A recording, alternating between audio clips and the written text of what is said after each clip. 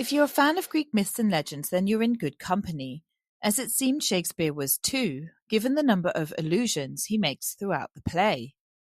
Now, an allusion is a reference made to something well known, such as a story, a myth, a person, or even an event. So let's consider why Shakespeare makes so many references to Greek mythology throughout the play. Well, there could be a number of reasons for this. Firstly, let's consider his audience. Shakespeare wasn't just appealing to the lower classes, who enjoyed his bawdy and rude content. He was also appealing to the educated elite, who would certainly understand the references he was making to Greek literature, and they would therefore feel intellectually included within the narrative of the play. Secondly, by making specific references to Greek tragedies, Shakespeare is foreshadowing the fate of our two young lovers.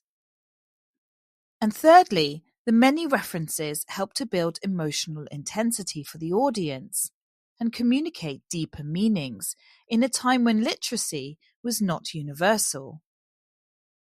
In order to build compelling and emotional stories, Shakespeare often borrowed conventions from Greek tragedies. In Romeo and Juliet, our main protagonists are doomed by fate. Romeo's fatal flaw or hemata lead to his own downfall, and the play includes a cathartic moment or emotional cleansing for the audience.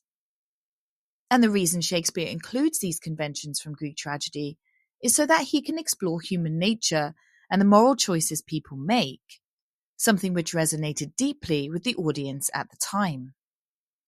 So let's dive into our first Greek reference. Now, spoiler alert, Shakespeare didn't actually come up with the idea of Romeo and Juliet himself. He based the story on Arthur Brooks's poem titled The Tragical History of Romeus and Juliet. Arthur Brooks borrowed the story from a French poem, which borrowed the idea from an Italian novella, and so on and so on. And so the chain of influence for Romeo and Juliet can really be traced back to the Greek legend of Pyramus and Thisbe. Now, in this story, we have two young lovers who are forbidden to see each other by their families. Sound familiar?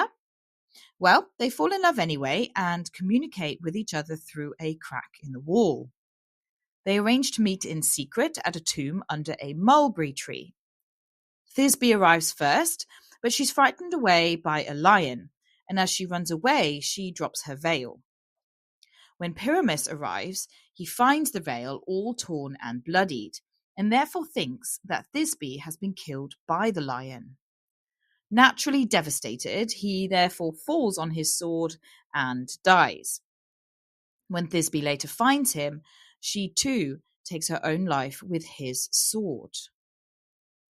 And so we can see where Shakespeare takes his inspiration from, and we can identify themes which connect the two stories centuries apart. Both stories have the idea of forbidden love. Both couples communicate secretly with one another. Both couples seem to have a plan of escape.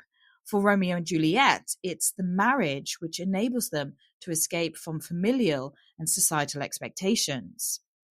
And both have some form of miscommunication, which ultimately leads to tragedy. And so I suppose the question we need to ask ourselves is why Shakespeare makes indirect reference to this Greek myth. Well, the story of Pyramus and Thisbe was quite popular amongst the Elizabethan audience, and so it therefore sets a familiar foundation of a love story, and it also therefore makes it much more relatable. Our second allusion to Greek myth comes from Lord Montague, with the mention of the goddess Aurora. In Act 1, Lord Montague is concerned about Romeo's sadness, stating, "But also soon as the all-cheering sun should in the furthest east begin to draw the shady curtains from Aurora's bed, away from light steals home my heavy sun." Now, Aurora is the Roman goddess of dawn, or Eos as she's known within Greek mythology. And each morning she rises and she opens the gates of heaven for the sun to rise. And when we think of dawn, we think of renewal, hope, and light being a source of goodness. Yet Romeo chooses to hide from the light allowing his melancholy over Rosaline to take hold of him. And so for Romeo, the play really begins in darkness. And the reason Shakespeare contrasts the light of Aurora with Romeo's darkness is to highlight his emotional isolation and depression. It also introduces the theme of light versus dark early on, which, as we know, is a key theme running throughout the play. Our third reference to Greek mythology comes from Juliet in Act 3. Now, Helios is the Greek god of the sun. And in the legend, Helios rides his chariot across the sky, bringing light to the world. He rides from east to west, symbolizing the passing of the day to night. It's important to note that Helios is not directly mentioned in the play. However, Juliet makes indirect reference to him. Having married Romeo, she's impatient for night time to come so that she can be reunited with him. Remember, at night is when the two can be private. She states, "Gallop apace, you fiery-footed steeds," towards Phoebus's lodging. The fiery-footed steeds could be reference to the horses pulling Helios's chariot. The Greek word Phoebus means bright or shining, and we can see that Juliet is impatient for the sun to set and for Helios to finish his ride across the sky. A line or two later, Juliet makes reference to Phaeton when she says, "Such a wagoner as Phaeton would whip you to the west." Now Phaeton was Helios's son, and in the story he begged his father to drive his chariot. Reluctantly, Helios agrees, but the horses on the chariot are just too powerful, and so Phaeton loses control, crashing the chariot and scorching the earth. Zeus, having seen this chaos, then strikes him down with one of his lightning bolts, therefore killing him. When Juliet asks Phaeton to whip to the west, she's asking the sun to move faster, even recklessly, just to bring the nighttime so that she can see Romeo again. Her wish for speed is symbolic of her reckless desire, which, as we know, ultimately ends in tragedy. By calling on Phaeton, she seems to be inviting disaster into her life. You could argue that Shakespeare deliberately makes reference to this Greek tragedy to foreshadow Romeo and Juliet's downfall. Let's move on to our next reference. Take a look at these 5 women: Dido, Cleopatra, Helen of Troy, Hero, and Thisbe. What do you notice or know about these women? Well, in one of Mercutio's playful and mocking speeches, he makes direct reference to them, stating, "Laura to his lady was but a kitchen wench, Dido a dowdy, Cleopatra a gypsy, Helen and Hero hildings and harlots, Thisbe a grey eye or so, but not to the purpose." And if you haven't already guessed it, these women are all linked to tragedy. Dido falls in love and dies when her lover leaves. Cleopatra, the famously seductive queen of Egypt, dies from a snake bite. Helen, being referenced to Helen of Troy, is the reason for the Trojan War. Hero dies in order to be reunited with her lover after learning he has drowned. And finally, Thisbe, whom we discussed earlier. And you can probably already see where this is going. By making reference to these tragic women, Shakespeare is foreshadowing Juliet's own tragedy. These women were destroyed by love, as Juliet is ultimately destroyed by hers. And for the more educated amongst Shakespeare's audience, they would easily understand these references and therefore understand that Juliet is likely to share this tragic fate. Our final Greek reference is linked to the story of Orpheus and Eurydice.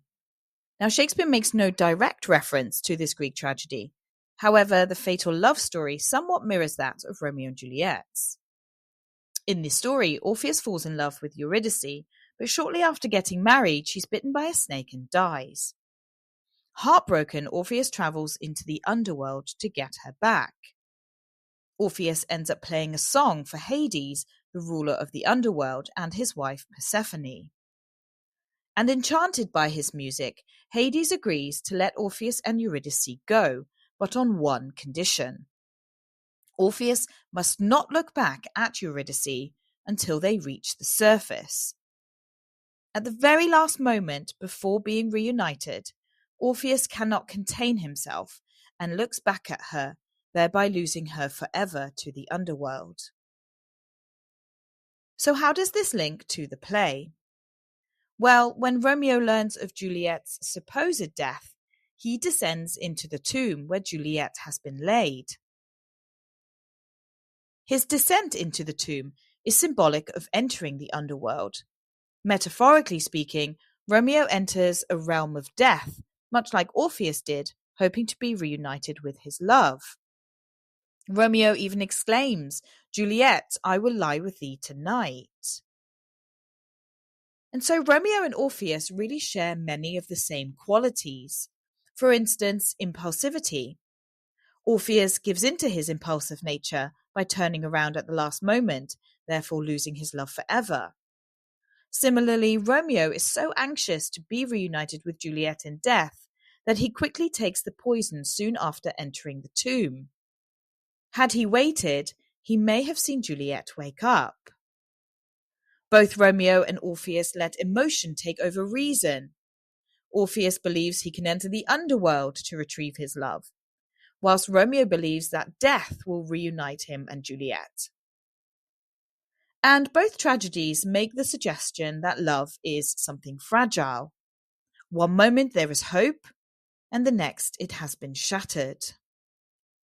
And finally, Shakespeare makes the suggestion that true love crosses boundaries, both physically and metaphorically.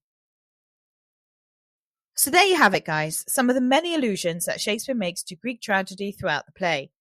Check out the description below for a list of exam questions that would link to this topic. Don't forget to like and subscribe, and I'll see you in the next video.